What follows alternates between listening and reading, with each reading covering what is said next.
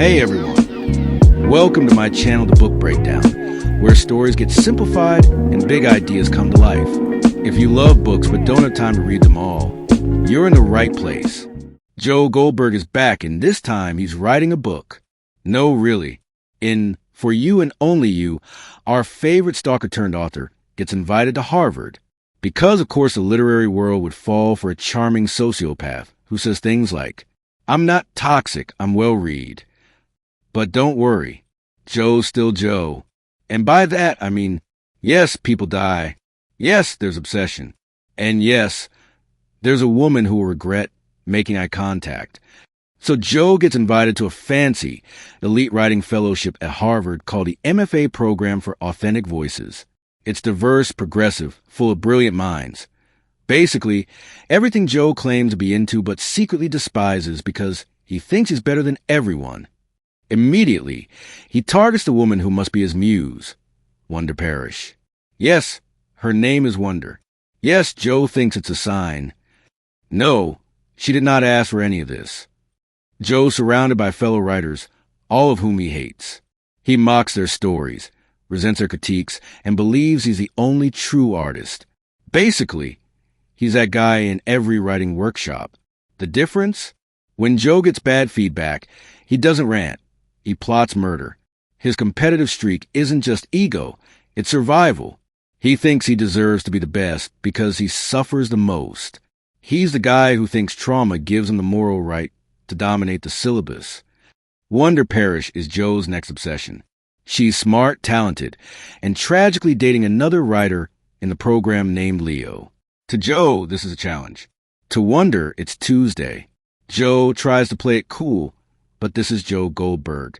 Soon he's following her, tracking her phone, and manipulating their interactions, so she has to notice him. Spoiler, Wonder does not fall in love with him. She's not Beck. She's not love. She sees through him.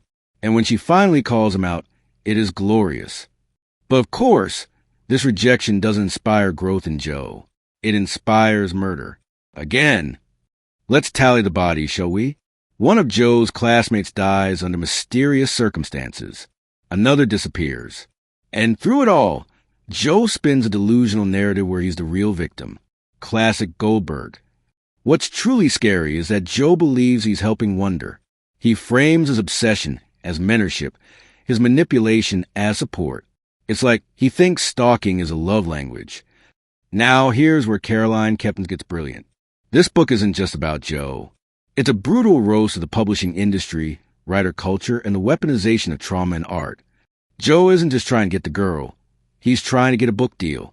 He wants prestige, approval.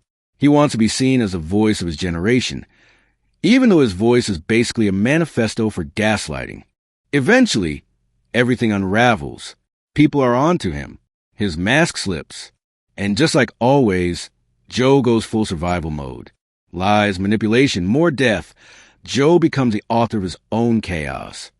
In the end, Joe gets his book published, but loses everything else. And maybe, finally, he realizes he's not the misunderstood genius. He's just a well-read monster. For You and Only You is Joe's most revealing chapter yet. He's not hiding in a bookstore or suburb anymore. He's trying to make it in the world.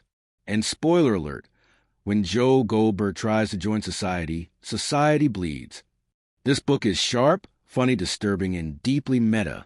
It's Joe in the literary Hunger Games, and honestly, I hope the sequel gives him the fanfiction ending he deserves. If you enjoyed this breakdown, don't forget to hit like, drop a comment, and subscribe for more quick dives into the world's best books. Got a title you want covered next? Let me know below, and I'll see you in the next one.